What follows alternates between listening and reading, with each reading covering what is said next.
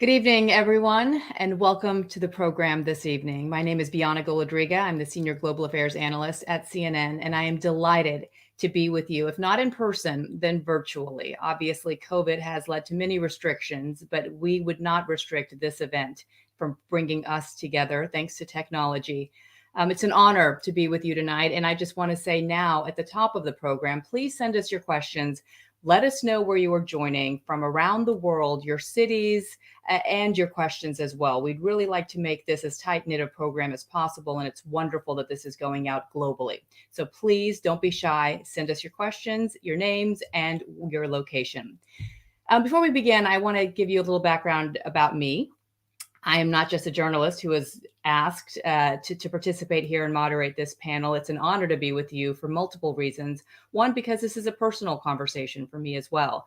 I came to the United States as a political refugee with my parents when I was 18 months old. Thanks to them, we fled from the Soviet Union in 1980 and moved to the United States. We left thanks to HIAS, the Jewish immigrant resettlement program, and grew up in America as a free Jew who could showcase my background and my heritage any way I wanted to, and obviously many ways in which my parents and their families were not allowed to back in the Soviet Union.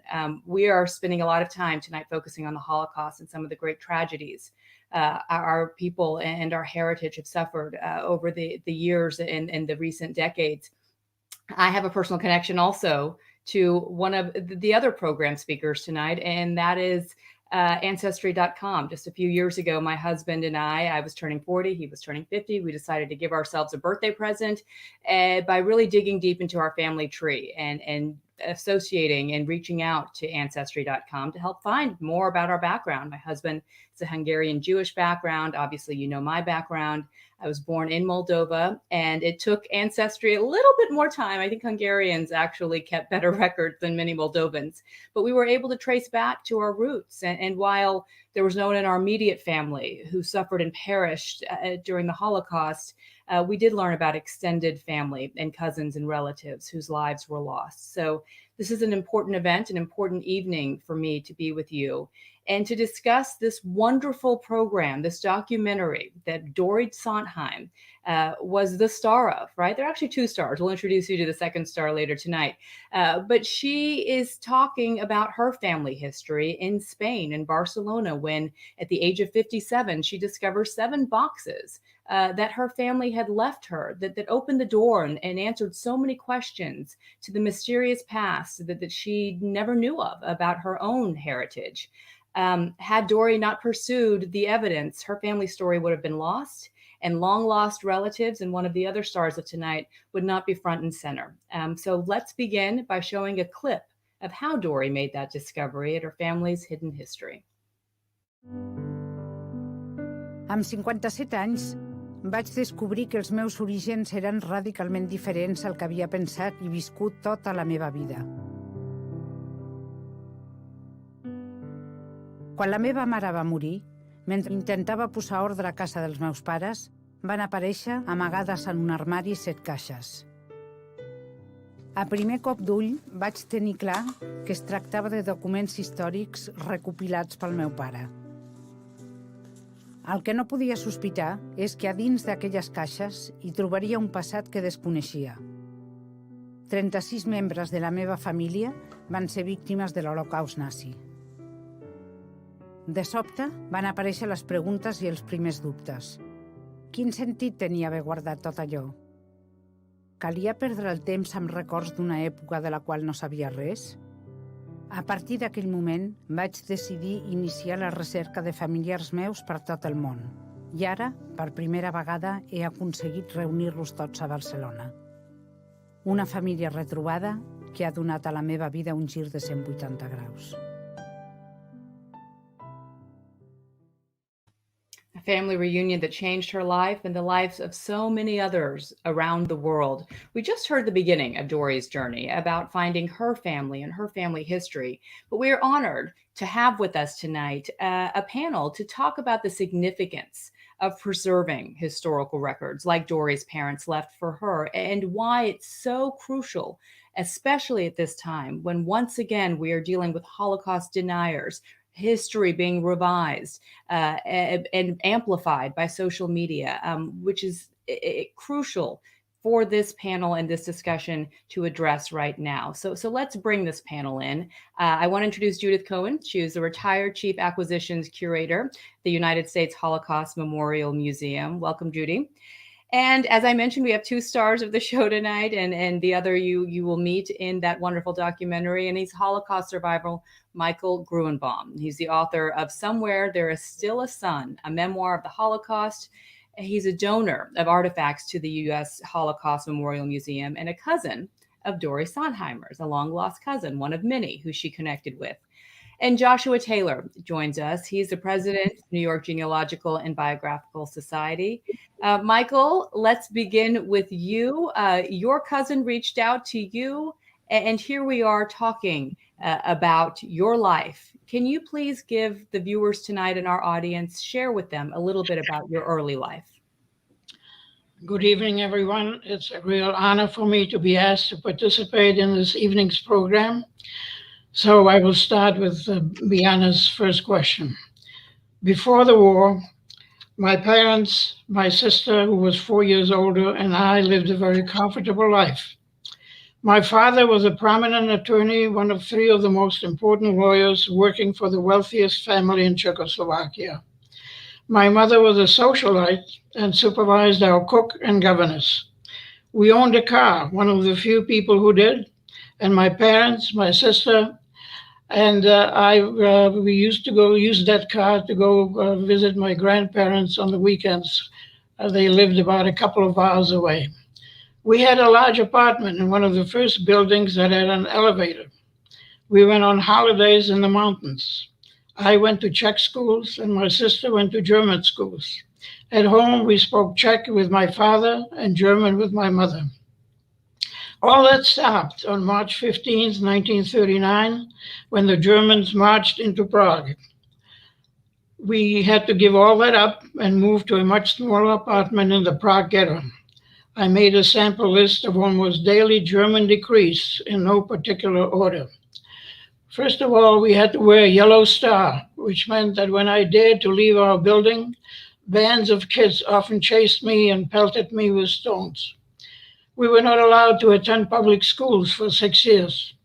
Under the threat of death, we had to turn in all our valuables like cars, oriental rugs, jewelry, artworks, radios, skis, bicycles, musical instruments. All bank accounts were confiscated. We were not allowed to associate with any non-Jewish friends and acquaintances. Shopping for groceries was allowed only on certain days and then between 3 and 5. Parents were not allowed to work. We were not allowed to go to parks, concerts, movies. We were instructed to sit in the back of streetcars. We were not allowed to travel outside of Prague. I'm sure you will agree that this was a pretty dreadful and humiliating period in our lives. In addition, my father was arrested by the Gestapo, brutally interrogated for helping his bosses transfer their wealth before the Nazis came, and shortly thereafter he was murdered. A year later, my sister, my mother, and I were sent to Terezin. Michael, it is, I've watched this documentary, I know your story, and every time I hear you say it and give us a sense of how your life just turned upside down and your family's, it's a gut punch. And you're a reminder of why it's so important we talk about this. And you're a reminder of the people behind the survivors and the strength to go on. In this documentary, we learned more about your life after surviving terrorism, that you went to Cuba and then you went on to MIT only 8 years later. It was one of the most inspiring stories to come from the documentary. Can you please share with us your mother's letter to the museum collection that epitomizes how she gave you the strength, what you learned from her to rebuild after the war? Would you be willing to share and read for us this personal document this evening? Yeah. A couple of days after we were liberated, my mother wrote a long letter to her friends in Sweden and Spain, who were able to escape before the Nazis came, letting them know a little bit about her experiences during the war. The letter is in the introduction of my book, but here's the most important last paragraph. We do not know yet how the future will shape up for us. None of our old friends are alive anymore. We do not know where we're going to live. Nothing. But somewhere in the world, there's still a sun, mountains, the ocean, books, small clean apartments, and perhaps again the rebuilding of a new life. Michael, we can see where your strength comes from. Amidst all the sorrow, the pain, the death, your mom still had a vision, and she still had determination for a life after all of that darkness for you. Thank you so much for sharing your mother's letter from her collection. It is very powerful, and I'm sure it resonated with all of our viewers the same as it did with me. Thank you. I want to now turn to Judy, because it's clear why this was so significant for Michael and his pursuit of life after the Holocaust and the war. But can you share with us more about the significance of his mother's collection for the world?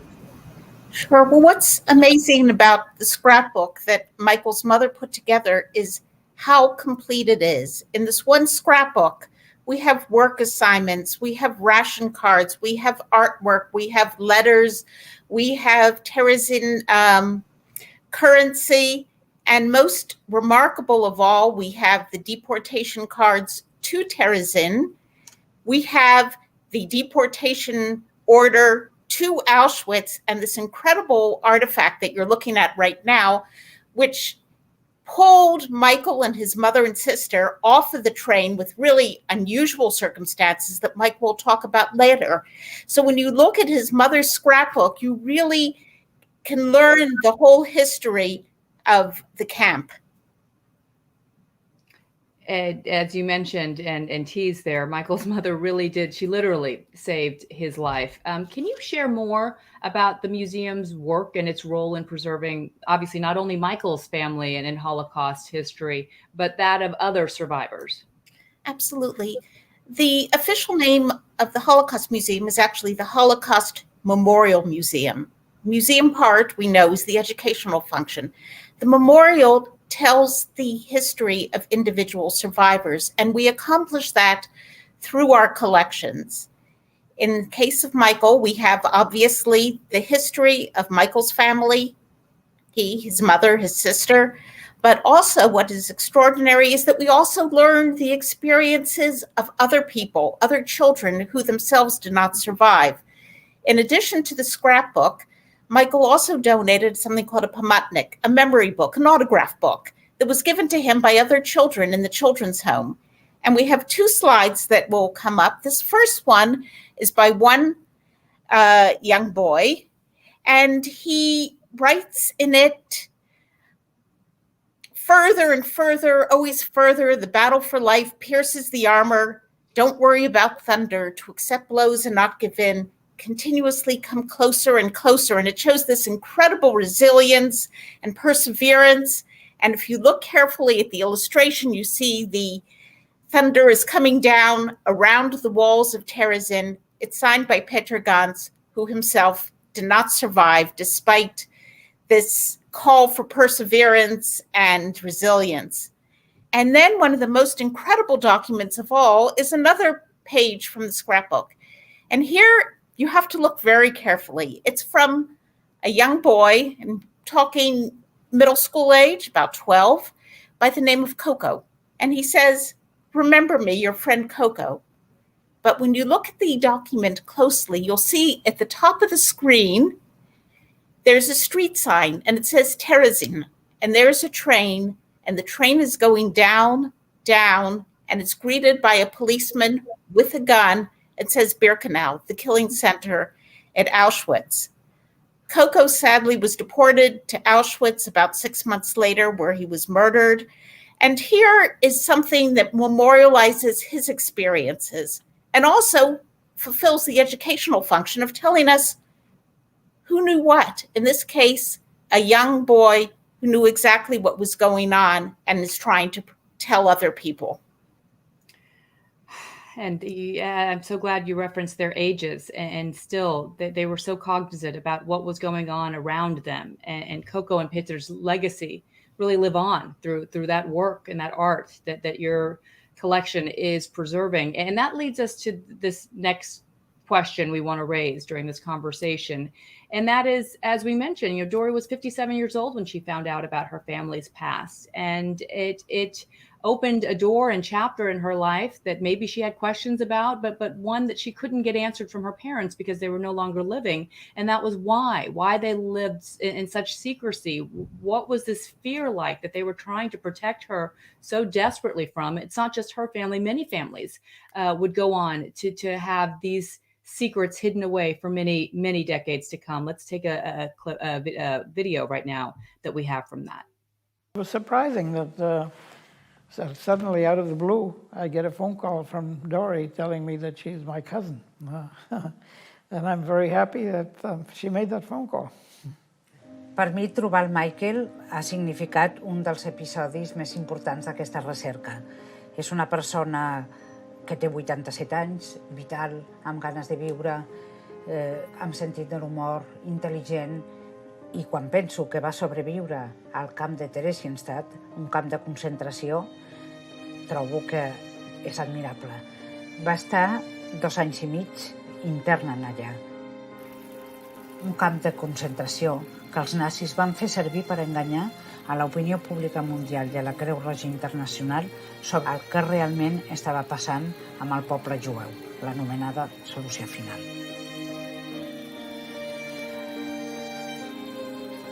De la pel·lícula que es va gravar al camp, he pogut trobar uns trossets inèdits a l'arxiu de Praga. En ells he pogut trobar imatges d'un cosí germà del meu pare que va participar en el rodatge com a càmera, i el mateix Michael. Michael, can you share with us what Terezin was for those who don't know, and what did you learn from the experience?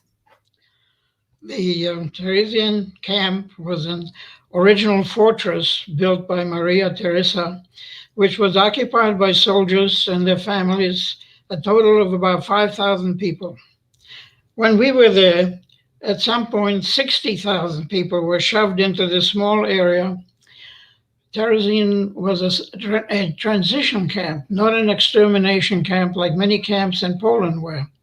It was portrayed to the world as a model camp to offset the nasty rumors that the Germans were killing off all the European Jews. It was a camp mostly for Czech Jews, and later some German, Dutch, and Danish Jews were added. In total, some 145,000 people came through Terezin, of which some 35,000 died there. About 80,000 were sent in transports to Auschwitz and other extermination camps, and about 30,000 remained there, including us. The Germans even brought in a Red Cross representative from Switzerland, who was fooled completely as to the true conditions in Terezin. The town was beautified before his arrival. Children were seen playing outdoors. People were sitting in a made-up cafeteria. Concerts and musicals were performed. At one point, the Commandant SS Hederam was handing out cans of sardines to a bunch of boys, including me. We had been rehearsed before to say, "Schon wieder Sardinen, Onkel Ram. Sardines again, Uncle Ram." Of course, as soon as the Red Cross entourage left, we had to return the unopened cans and never saw them again, just like before. So the place was a complete sham, but it was a place where all the famous Czech professors, musicians, artists were brought together and were able to surreptitiously teach some courses for the youngsters like me. Before they were very soon after, they were shipped out to almost certain death in Auschwitz and other extermination camps. In the fall of 1944, the Germans were beginning to realize that they were going to lose the war. In fact, the Germans capitulated just 9 months later. But there was still one more mission that they had to perform for the Führer. They had to kill all the European Jews. In a span of a month's time, in September and October of 1944, They sent off from Terezin to the east 11 trains with about 18,000 human beings, where most of them were gassed upon arrival. In the spring of 1945, the Germans started to construct gas chambers in Terezin because by then Auschwitz had already been liberated. But fortunately, they ran out of time. We were liberated by the Russian Red Army on May 8th, 1945, and that's why I'm here today to tell you this really unbelievable story. People often ask me what I learned from this experience. And I always say I learned two main things. Don't ever get married to your possessions. They can always be replaced. We lost all our possessions on 4 different occasions. And somehow we always managed to replace them. And the other item is don't ever accept no for an answer. If you go to 10 people and they all say no, go to the 11th person who may say yes. Be persistent. That's what I learned from my mother. Your mother was a hero, and like we mentioned earlier, it saved your life and taught you invaluable life lessons in a way, in a manner in which no child, no human should ever be exposed. In that video, we actually see you as a small child, and I know that you recognized yourself in that video. Can you share with us when and what you learned when you discovered your mother's collection? Okay, I donated 2 major items to the Holocaust Museum, as Judy already mentioned. One was an album of memorabilia from Terezin, which my mother made, and one was a memory book, where mostly my roommates were given a page to write something for me to remember them by. In addition to writing this extraordinary letter, which I read for you, which, by the way, is also in my book, my mother also took the time to make an album of all the pieces of paper she had saved in Terezin, which she thought might one day be of interest to show to her friends and acquaintances, none of whom would have ever had an idea what she had experienced. When I got to see it, several items struck me. The most important item is the one that Judy already mentioned, the little piece of paper which excused my mother, my sister, and me from boarding the train going to Auschwitz in October of 1944. The simple reason for that was that my mother was working in the arts department, and she went to we were already in the assembly area, and she decided to go to the arts department and mention to her boss that she was working on a project which the SS man in charge of the arts department requested. He wanted to get some teddy bears made for his children for the upcoming Christmas. So the person in charge of the arts department went to him and explained what was happening. And he said, all right, pull her out. And he wrote a little note to give to my mother. And the man said, yeah, but she has 2 children. And if the children go, she will go with them. And so what happened was that he said, all right, pull them out as well, but nobody else. So that's how we managed to avoid being sent to Auschwitz. The album also has a yellow star, which we had to wear on our clothes, and the summonses with our numbers to report to the assembly areas in Prague and later in Terezin to be included in those particular transports. Another item that caught my eye was a letter I wrote to her from the infirmary, where I complained how hungry I was.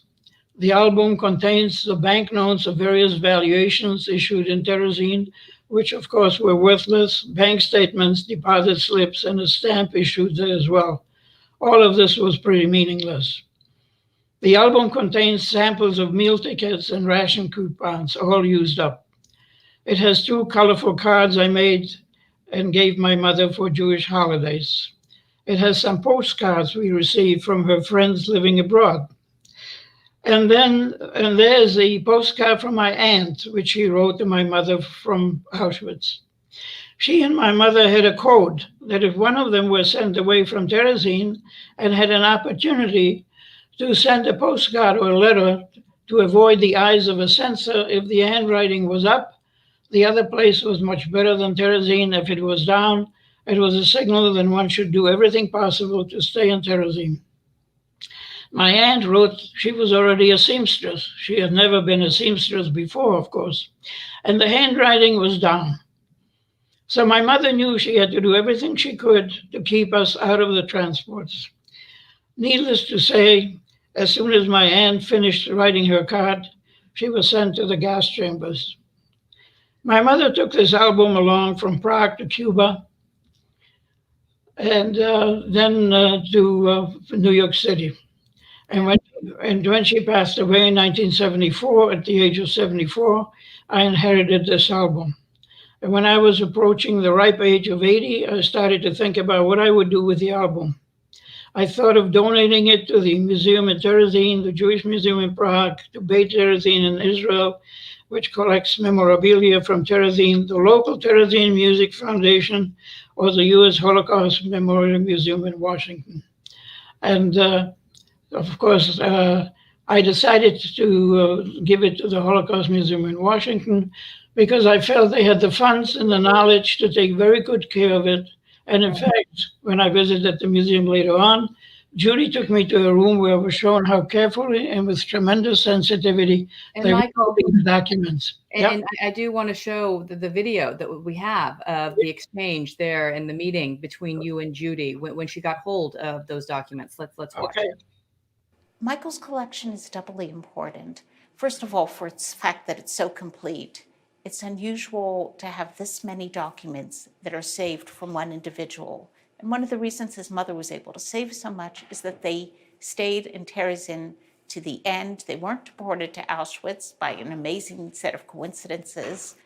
And the sad thing about Theresienstadt is how many people fell for it. The Red Cross came, and the Red Cross bought the story and said, Jews aren't being mistreated, everything is wonderful. And that's one of the real horrors, is that it shows how easy it is to deceive people and how easy it is for people to believe what they want to believe instead of seeing the truth. Which is why it's so important that you have the truth there in front of you because of donations like that from Michael. Judy, what is the impact of your work in the museum's collection of artifacts? And can you share with us other examples of people who discovered their hidden history just like Dory? It's incredibly important, each of these individual documents, because what we've seen is that there's so much that is not covered by the standard narratives, not because historians are sloppy or the historians aren't doing their work. Historians are doing fantastic work, but there's so many small bits of the piece of the puzzle that are still in private hands. And without individual documents, this part of the history is lost. And in the case of Terezin, as we said before, it was set up for propaganda purposes. And you only learn about the hunger from letters like Michael's talking about the hunger and from these small private pieces. So then the second question that you asked is, what about other examples? And we talked about whether it's unusual to learn your history from a collection. In the case of Dory, she discovered a whole part of her life that she never knew before. And this is very rare, but it's not unique. We have other cases. We once got a letter, for example, from a woman in Poland who said, I know I was adopted. I think my parents were Jewish. I have no idea who I am. And it's only through looking at the documents and material that other people donated that we were actually able to discover who her parents were and even see a picture of them and reconnect her history. It's amazing. You were actually able to help people piece together pieces of their lives that they thought may be questionable, but you had the answers for them. Before we move on to the next question, I do want to thank you because I said, please share with us your questions and your locations, and you've delivered. We have audience members now from Arizona, Florida, Idaho, Illinois, Louisiana, and international viewers from Portugal and Halifax, Canada. So thank you so much for joining us. Let me move to Josh now, because you are the president of the New York Genealogical and Biographic Society. Can you help us broaden this conversation out tonight by introducing the role of technology and everyone's fascination with DNA tests, finding their roots, and other popular TV shows that have led to stories like Dory's? Absolutely. I mean, technology and other tools have really broadened the interest in family history and genealogy across the globe. The ability to access records from home is helping to fuel more questions.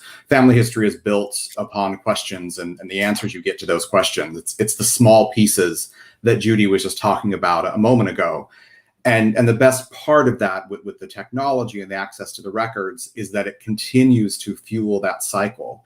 And for every answer you find, you always have more questions, and you also learn more about history. You begin to see yourself and your family in a brand new context, and it's an educational purpose, brought upon by technology that teaches you about the past in a very, very personal way. Scott, one of our viewers, has written in and says that I have a box of tissues at hand. This is so moving and inspiring. Terrence Skeleton shared, Michael, well, what an inspiration you are. Michael, again, just gratitude to you for sharing your story. Josh, when Dory at the age of 57 says she didn't know about her Jewish past, how could that be? And I know she's not the only one. It's something that I've seen before. If no one is there to ask a question or to tell a story, how would your family ever know? I mean, Dory discovered her story in papers and artifacts.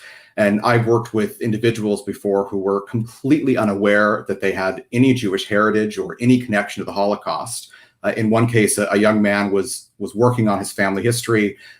His grandmother had told him a couple of stories, and starting to look into the family, it was very clear that things were not adding up with the written record. And making a very long story short, we discovered that his grandmother was in fact a Holocaust survivor, and her stories of playing in playgrounds were actually refugee camps and other experiences. And so we actually use the resources at the United States Holocaust Memorial Museum to help document and to retell that family story. And so the family had a great opportunity to learn more about their past. It was a painful journey for many in the family, but also it was an amazing moment of education. And even for me personally, you learn of the importance of listening collectively and the role that we all have in preserving those stories. It's all about teaching and educating so that what happened won't happen again, and that those stories are preserved. Okay, we have a case in point here in the United States. Our one of our secretaries, right? Madeleine Albright. Right. She didn't know about her heritage. She didn't know about her family's past. Let's stay on this point about the role of education and how it connects to Dory's personal story, and take a look at another clip from the documentary, because she's not only public about how this impacted her life, but she also wants to teach this and promote it for other generations, younger generations. And we want to show you how Dory learns about her distant cousin, Peter Sontheimer, who is a high school teacher in Gettysburg, Pennsylvania.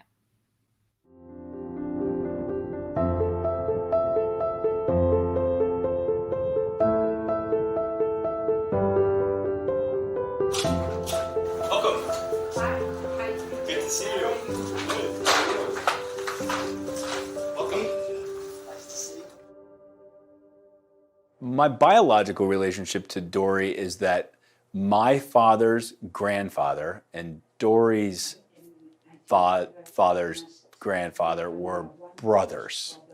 So that makes them second cousins. So Dory and I are second cousins once removed. I think that Dory's participation and has expanded, I think, for many of the students, their understanding of the international and intergenerational aspects of the Holocaust by connecting it to a teacher in the building, She's kind of shown the intergenerational aspects of it. When I teach the Holocaust, I always say to the kids, hey, I would be there. But to have her come and confirm it for them and to connect me to other people, I think has been very beneficial and will continue to be beneficial because she has demonstrated to them that the Holocaust wasn't just about Germany. It wasn't just this single contained unit. It was a much larger and impactful international event which scattered people across the planet. And in that clip, you could see how captivated that those students were in hearing from Dory. Judy and then Josh, can you comment on this clip and the significance of educating on the Holocaust and history for generations to come? Absolutely. So there have been numerous visitor surveys at the museum, and everyone was the same thing, that what people identify with most are other people. And the history comes alive most when we tell the story of individuals. And that was the case that we saw in Gettysburg. It's the case when people come to the museum.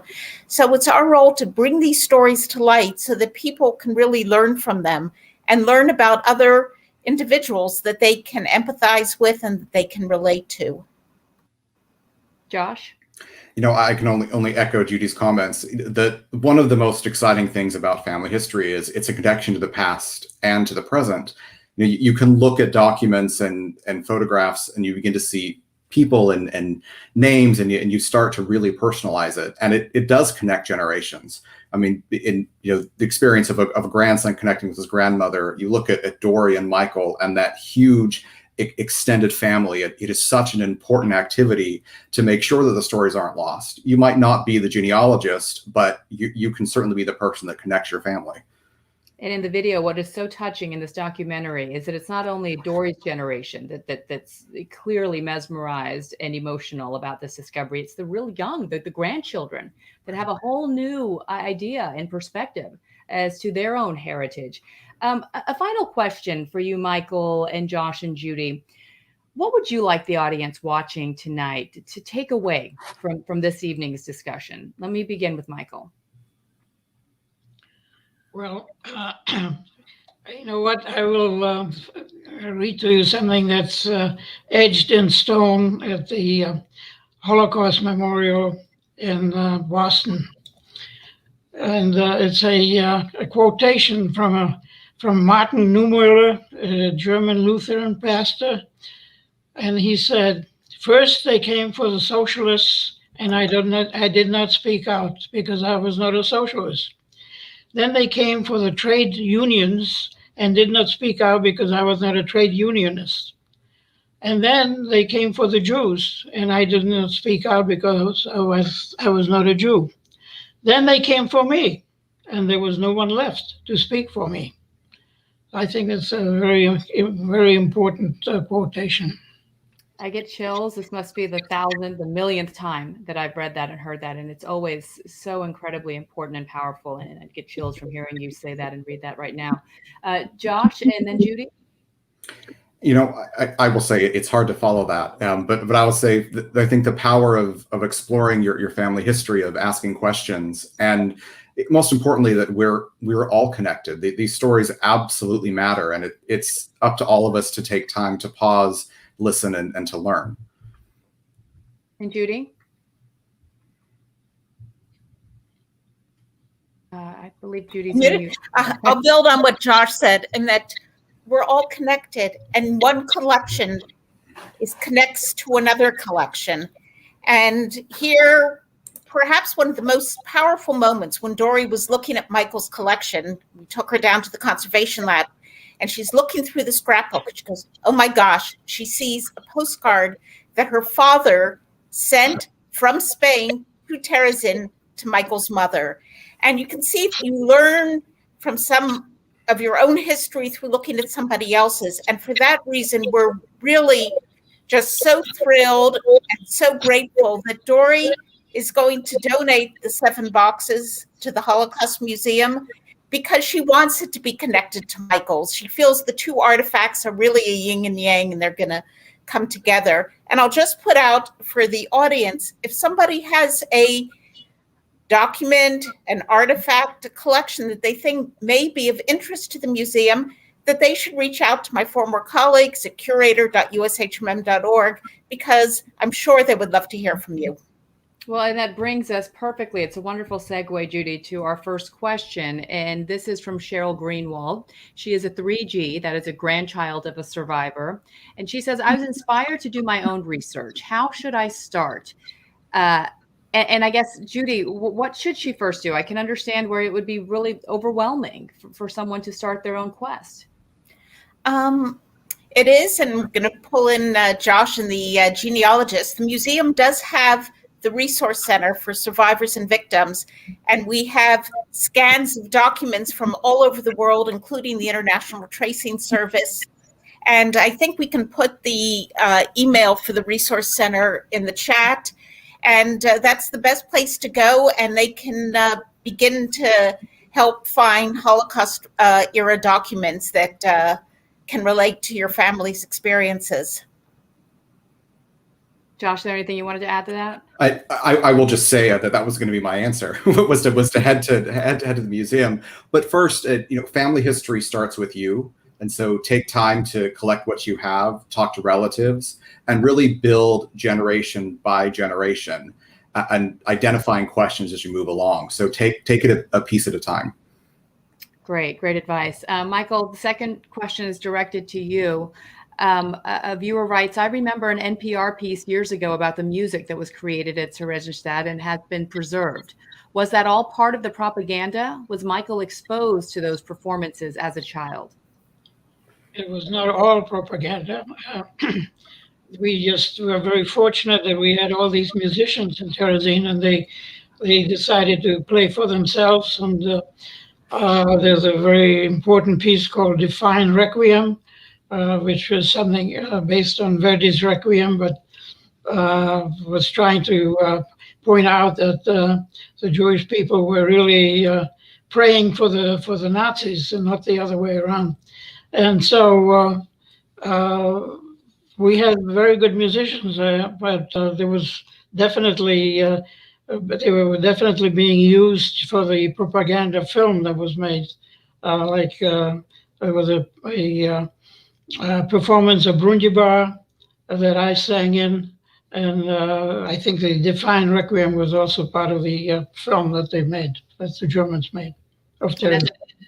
And as I mentioned, if you watch the documentary, you can actually see Michael as a young child there. Question 3 goes to you, Josh, and this is from Lori Simon Rusinowitz. And this is something I just touched on earlier, but can Josh explain more about Madeleine Albrights' story, former Secretary of State? I've wondered how her family's past was not known to her.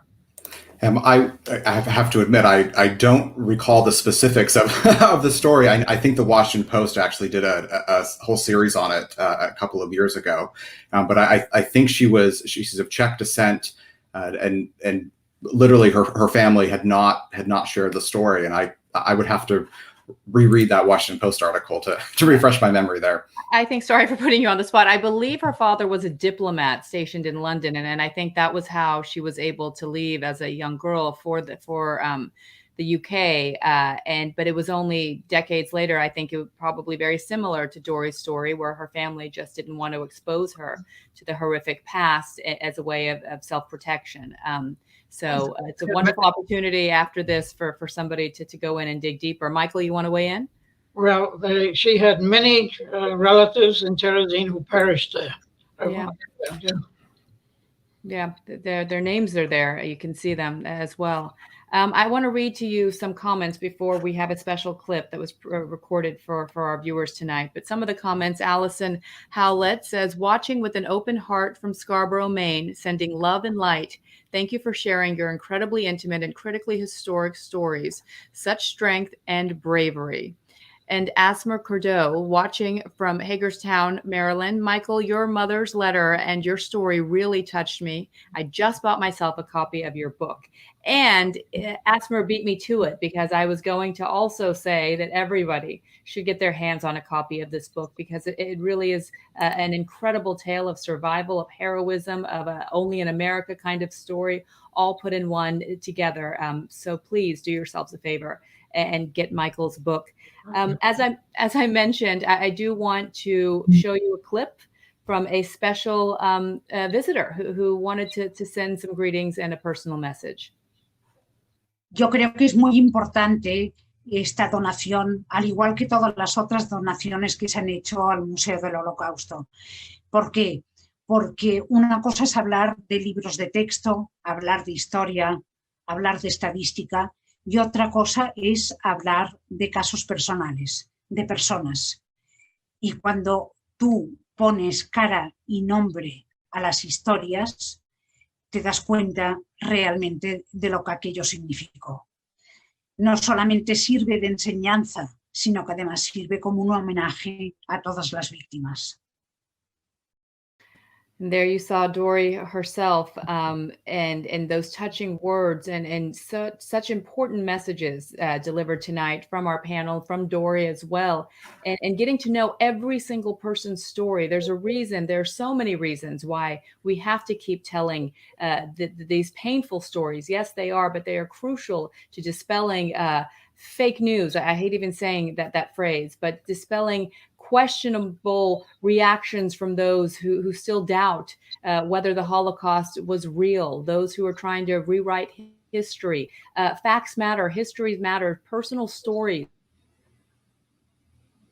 matter. And this is something my family always repeats to me, that one loss is a tragedy, a million's a statistic. We cannot allow that to happen for this generation and for generations to come.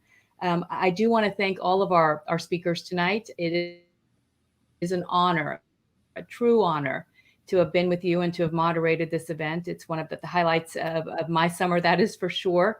My son, my 9-year-old, is a World War II buff, and he wanted to do this with me because he's so enthralled by your story, Michael, and by learning more and more about everyone's history. And obviously I couldn't have him with me, but he's here in spirit, and I can't wait to tell him about how this evening went. Before we close out, I do want to bring in some final remarks from Anna Fechter from Ancestry. As I mentioned earlier, Anna, I had that connection to Ancestry. That was my 40th present to myself, my husband's 50th present, to really get a sense of our family history. We did it not only for us, but for our parents, and for our children and for our children's children. And it took months of grueling work from the folks there at Ancestry who really hit the pavement. And I said, especially with regards to Moldova, had a lot of work to do, but it really did bring back so many memories and answered so many questions for my parents. And I know that's just one story and one chapter of a family's life that folks like yourself and everyone else at Ancestry is working on daily. Yeah, and beyond that, what a great gift to your family, to yourselves, but also to them, to have that and to be able to share with your children, and that they'll have that going forward. I just want to thank you all for having me, for allowing Ancestry to be involved in the event, and thank you to all of the panelists for sharing your inspiring words tonight. I've been moved by the stories and insights, especially those of Michael, and in the documentary of Dory, joining your families after so many years. These are all powerful testaments to the importance of understanding our history. Having worked in the content department in Ancestry for many years, I've personally seen our work as a trusted partner to thousands of government organizations, archives, and museums around the world to make their record collections more accessible through digitization. We are proud to sponsor the United States Holocaust Memorial Museum as part of our philanthropic initiative to make culturally important records available to everyone. That includes our commitment to preserving at-risk Jewish history. This includes more than 25 million Jewish records that are free to everyone as part of this initiative. You can find those records at ancestry.com/alwaysremember.